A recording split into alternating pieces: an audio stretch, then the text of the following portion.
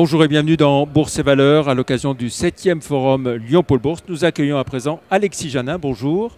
Bonjour Jean-Pierre. Directeur national des petites et moyennes capitalisations chez Euronext. Et puis aussi, vous supervisez les valeurs de la grande région ici où on se trouve à Lyon.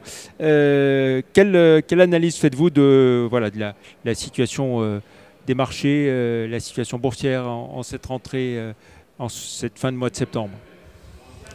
Eh bien, c'est une année de transition, j'allais dire, après une période, comme vous le savez, de 2020-2021 assez euphorique, où on était dans un monde où l'argent était à la fois pléthorique et ne coûtait plus rien, à une transition assez violente qui a eu lieu à la fin de l'année 2021 et puis qui s'est actée et impactée dans les trimestres qui ont suivi, avec à contrario des bilans de banque centrale qui se resserrent assez vite et un quadruplement des taux sur les principales zones économiques.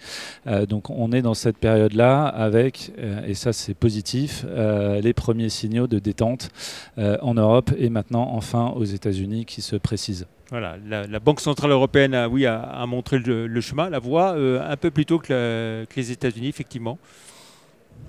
Tout à fait.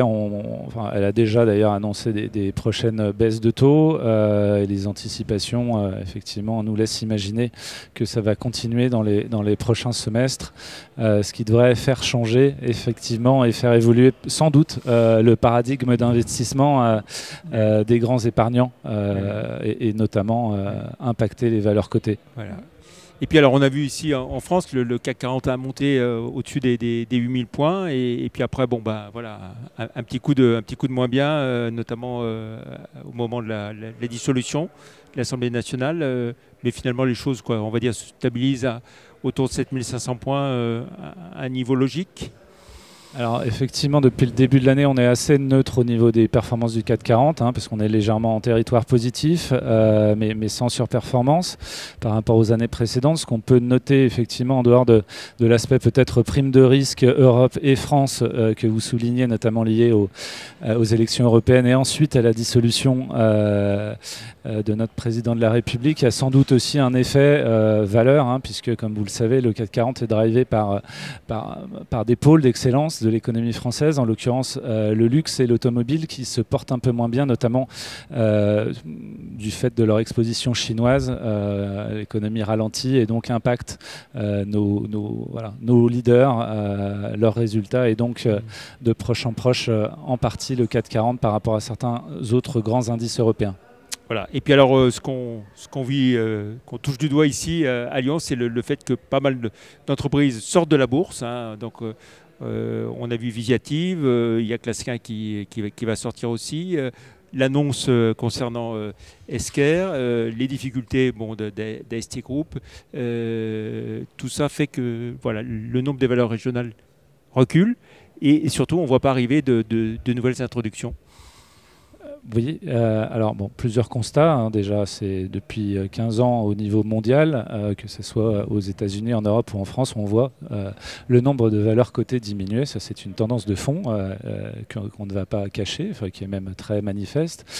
Si on parle plus spécifiquement des valeurs que vous évoquez et de la région en particulier, j'évoquerai deux choses. La première, des difficultés économiques qui peuvent naître ici ou là, et c'est pas la première fois, mais effectivement, je l'évoquais au début de cet entretien, le durcissement des conditions financières font que forcément il y a des sociétés qui font face à des difficultés de refinancement. Je tiens à préciser tout de même que les sociétés cotées souvent ont un accès beaucoup plus important au financement, même les sociétés qui sont en difficulté ou en tout cas qui ont un cash burn, comme on dit, important. Ce qu'on peut voir cette année par exemple dans la deep tech et notamment les biotech, plus d'une société sur deux s'est déjà recapitalisée depuis le début de l'année, en hausse par rapport à l'année passée. Ce qui signifie à nouveau que même les sociétés qui ont des gros besoins de cash continuent à se financer par les investisseurs et par les marchés. Ensuite, effectivement, vous citiez des ETI qui quittent la cote. La réalité, et vous la connaissez sans doute encore mieux que moi, de par votre suivi historique de la région, c'est qu'on a une transition générationnelle qui est en train de s'opérer aussi sur la région, avec des sociétés et des entrepreneurs qui sont venus coter leur société il y a au mieux 10 ans et pour certains d'entre eux 30, 40 ans. On citait le cas d'Esker qui fête cette année son 27e anniversaire de cotation. Effectivement, sans doute, comme avant eux, les Olas,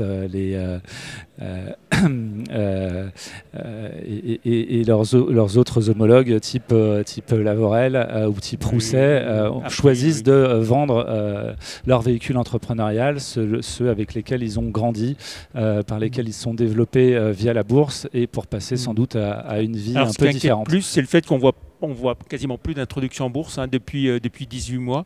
Et alors là, je vous rejoins. Le vrai sujet n'est pas la baignoire qui se vide, c'est le sujet du remplissage. Donc là, plusieurs thématiques. Bon, déjà, on a forcément affaire à des cycles en bourse. Comme vous le savez, en 2021, on a eu plus de 60 introductions. L'année dernière, sur la place parisienne, 100 ans. L'année dernière, on est tombé à 15. Donc la réalité, c'est qu'il y a des cycles. On est plutôt en cycle bas. Donc cette année aussi, je vous l'annonce sans trop de prendre de risques, ça ne sera pas une année record. On sera vraisemblablement plus proche du seuil bas que du seuil haut. Ça appelle un certain nombre de réflexions, effectivement, autour de ces cotations. La première chose, c'est qu'en ce moment, comme je l'évoquais, les investisseurs sont beaucoup plus exigeants. Et ce qu'ils attendent lors des IPO, c'est vraisemblablement des sociétés de plus grande taille, de plus grande maturité et beaucoup plus solides. Preuve en est, les introductions qu'on a eues depuis le début de l'année à Paris sont des très grosses ETI, souvent internationales, très rentables, comme Planisware ou Exosens ou Pluxee, et qui ont été plébiscités avec des parcours boursiers depuis qui sont très très sympathiques pour les investisseurs, mais effectivement c'est plutôt ce type de véhicules, de nouvelles entreprises qui sont attendues, et du coup elles sont moins nombreuses que ce qu'on pouvait connaître par le passé, avec une beaucoup plus grande variété d'entreprises qui nous rejoignaient, de la tech, des choses moins rentables, et qui du coup forcément étaient plus nombreuses à se présenter au portillon. Le private equity est un redoutable concurrent par rapport à la bourse ? Le private equity, je pense que vous faites des dîners en ville, est assez discret en ce moment. Je ne suis pas sûr qu'on puisse parler de concurrence. Tout le monde a des difficultés assez importantes aujourd'hui sur l'equity, à trouver des nouveaux prix, à trouver des nouveaux sponsors financiers.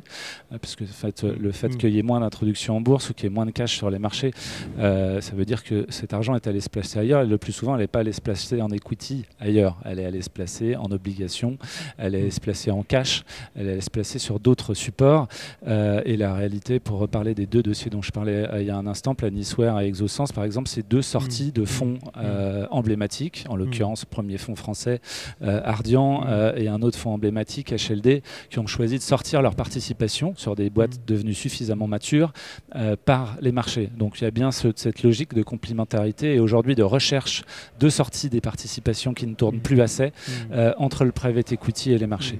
Mais quand on entend par exemple Jean-Michel Bérard d'Esquerre, il dit moi, pour accélérer ma croissance, aller encore plus vite et sans que ça me prenne trop de temps en explication, finalement, voilà, les fonds, ça va être Bridgepoint, ça va être plus rapide et ça va me permettre d'obtenir des résultats plus rapides et d'aller plus vite surtout.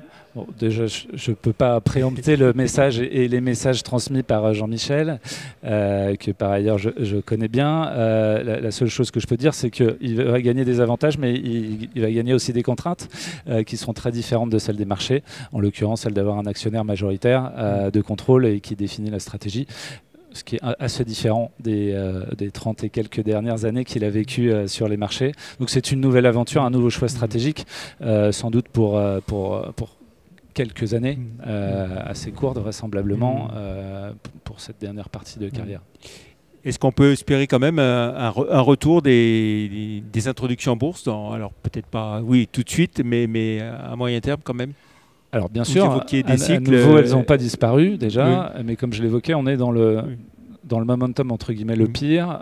Nous, la vision qu'on a, c'est qu'aujourd'hui, cette détente des taux fait qu'en fait, on va revoir des véhicules moins gros et de l'appétit des investisseurs pour des sociétés de croissance, pour deux sujets. Celui que je viens d'évoquer aussi, quand même, le début d'atterrissage de l'économie mondiale. C'est souvent des périodes pendant lesquelles les investisseurs recherchent des sociétés qui, elles, vont être capables de surperformer dans un environnement économique un peu plus atone. Voilà. Et pour finir, un mot sur Euronext, voilà, société cotée aussi, avec des beaux développements dans différents pays européens ces dernières années. Comment se présente l'année pour vous ? Écoutez, déjà on fête nos 10 ans cette année de cotation, puisqu'on a repris notre indépendance vis-à-vis du NYSE il y a tout juste 10 ans. On faisait un peu moins de 500 millions d'euros de chiffre d'affaires à l'époque. On va dépasser sur 12 mois glissants 1,6 milliard cette année, en ayant multiplié par un peu plus de 7 notre capitalisation boursière. Donc je crois que voilà à quoi servent les marchés, même en tant qu'opérateur. Et comme vous l'évoquiez, on a consolidé notre marché au niveau européen. Donc on continue à avancer sur cette base-là, avec comme grand événement cette année le fait qu'on soit devenu vraiment un acteur majeur du clearing. Donc avant, en fait, on passait par la filiale d'un de nos concurrents, en l'occurrence le London Stock Exchange, pour faire le clearing de toutes nos actions désormais. Et depuis quelques jours, on opère sur nos 7 pays et nos 18 marchés le clearing. Donc en fait, on fait une consolidation verticale de nos activités pour encore augmenter notre surface d'affaires. Voilà. Et puis un mot pour finir sur ces petites valeurs et moyennes valeurs dont vous avez la responsabilité au niveau national. Est-ce qu'elles peuvent aspirer des jours meilleurs à moyen terme aussi, puisqu'elles ont été pour certaines pas mal massacrées ces derniers temps? Alors je l'évoquais, il y a des éléments structurels qui devraient les y aider, et nous c'est notre pari déjà depuis quelques mois. Et pour être très précis, c'est un pari qui a été validé même pour la première fois en mai, avec un rebond très net des small caps en France, qui surperformaient pendant 6 semaines je crois le CAC et le CAC Mid, jusqu'à la dissolution malheureusement. Et pour répondre un peu plus précisément à cette question, en fait c'est ce qui est déjà en train de se passer aux États-Unis. Il y a toujours un effet de décalage. On voit que les géants commencent à avoir des difficultés dans leurs résultats, et que finalement les investisseurs se rendent compte que c'est les small qui sont dévalorisés et qui bénéficient sans doute des plus fortes capacités à rebondir. Donc le Russell 2000, qui est l'équivalent de notre CAC Small, voit ses performances ces dernières semaines très largement surpasser le Nasdaq. Donc nous, c'est ce qu'on anticipe pouvant se passer exactement dans les prochains mois. Merci beaucoup Alexis Janin, directeur national des petites et moyennes valeurs au niveau d'Euronext, d'être venu sur le plateau de Bourse et Valeurs ici au forum Lyon Pôle Bourse. Merci, au revoir. Merci.